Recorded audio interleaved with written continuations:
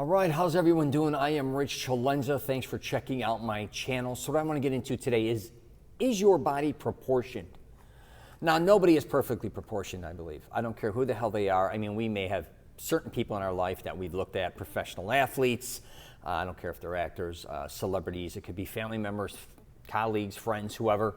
They may look great, but I think to be perfectly proportioned, it's in the eyes of the beholder to a certain degree, right? But what I want people to start looking at as far as their body goes, and this is if you work out or not, is your body at least slightly proportioned? And I don't think a lot of people's bodies are. Especially as we get older, we kind of seem to let a lot of things go, like the obvious. Let's take for men, their waist. It starts to get bigger, and then as time goes on, they start to look like they got a goddamn beach ball in their stomach, right? A lot of guys too, when they get heavy, their necks may be getting bigger, right?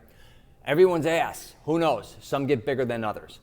Here's something that I've kind of done throughout my life as far as proportion-wise I've looked at, just for starters, and you may want to too.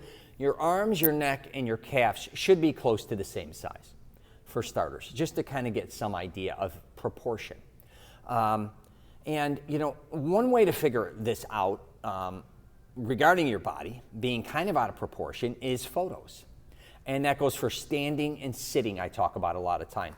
And this has nothing to do with fitness, just so we're clear. A lot of times I do videos on fitness and all these different things. I'm just talking about your body in general.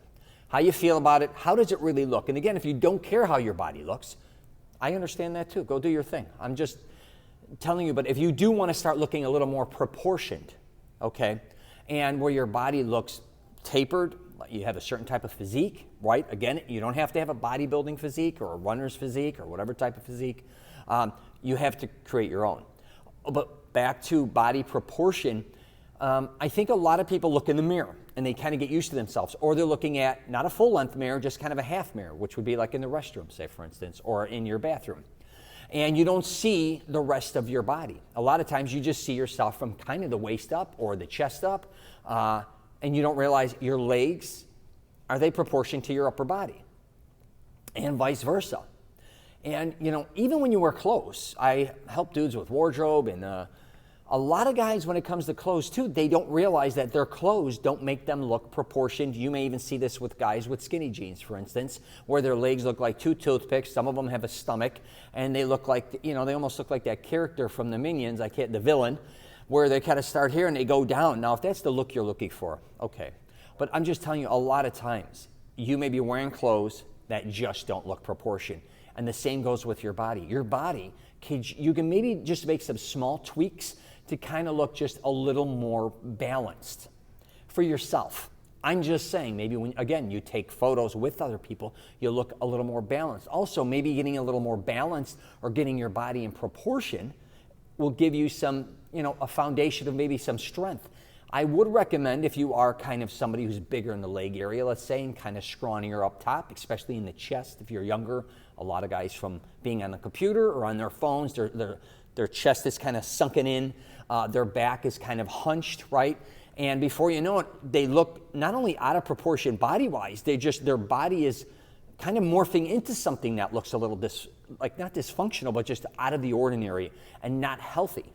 So what I'm trying to explain is there's a lot of different things going on within your body. I actually just did a video, what is your body morphing into?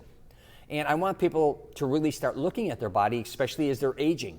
You want to maintain some type of balance, stability, and you want to basically look at the future and try to be, I believe, injury-free.